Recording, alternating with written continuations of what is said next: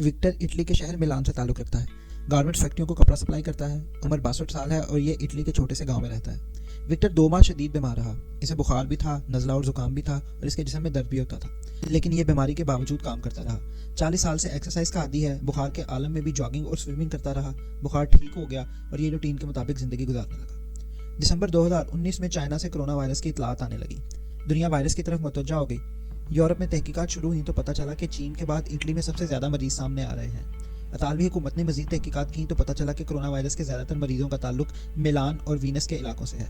हुकूमत ने फ़ौरन ख़तरे का अलार्म बजा दिया।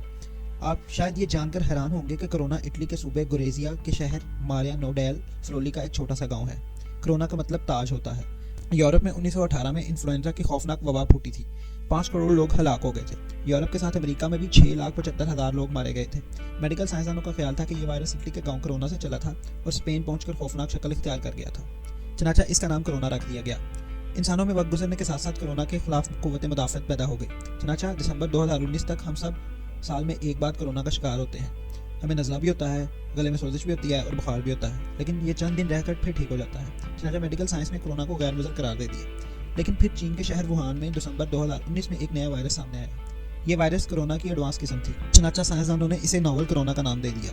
यह हलाकत खेज भी था और तबाहकुन भी। कोरोना वायरस इटली से चीन गया था या फिर चीन से इटली आया, ये फैसला अभी तक नहीं हो सका। ताहम मार्च 2020 तक यह हकीकत जरूर सामने आ गई थी कि वायरस का मरकज चीन नहीं इटली है और ये इटली से तेजी से यूरोप और सेंट्रल एशिया में फैल रहा है। ये इटली के शुमाली इलाकों को ज्यादा मुतासर कर रहा है। शायद इसकी वजह इनके खून में मौजूद पुराना वायरस हो। यह वायरस 100 साल से इन लोगों के खून में चला आ रहा है। जब नावल कोरोना इनके खून में शामिल हुआ तो इसने पुराने वायरस को ताकतवर बना दिया। यूं इटली के 1,60,00,000 लोग बीमार हो गए। आखिरी इत्तलात तक हुकूमत ने पूरे इटली को लॉकडाउन कर दिया है। ये दुनिया का सबसे बड़ा लॉकडाउन इलाका बन चुका है। यूरोप के दूसरे मुल्कों ने भी इटली से अपनी सरहदें बंद कर दी हैं, जिससे इटली की मईशत मुकम्मल तौर पर तबाह हो गई। सियाहत और स्टॉक एक्सचेंज कोरोना का सबसे बड़ा हदफ है। सियाहत $1700 बिलियन के साथ दुनिया की सबसे बड़ी इंडस्ट्री थी। ये इंडस्ट्री 2 माह में ज़मीन बोस हो गई है। एयरलाइंस दिवालिया हो रही हैं, एयरपोर्ट्स पर सन्नाटा है, होटल खाली पड़े हैं और म्यूजियम और पार्क्स में हू कालम है। तारीख में पहली मरतबा खाना काबा और मस्जिद नबवी तक को खाली करा लिया गया है। वेटिकन में मबूल की इबादत बंद कर दी गई है, जबकि स्टॉक एक्सचेंज में दुनिया की आधी दौलत पार्क है, ये भी पार्क समेत उड़ गई है। लिहाजा दुनिया दिवालियापन के दहाने तक पहुंच गई है। अब हम अपनी कहानी में विक्टर की तरफ वापस आते हैं। मिलान के डॉक्टरों ने अवाम का मायना शुरू किया तो पता चला कि अपने पूरे गाँव में विक्टर कोरोना का पहला शिकार था। ये 2 माह शदीद बीमार रहा। इसके खून में इस वक्त भी कोरोना के वायरस मौजूद है, लेकिन इसके अलावा सोशल मीडिया से दूर रहें। सोशल मीडिया की ज़्यादातर खबरें जाली।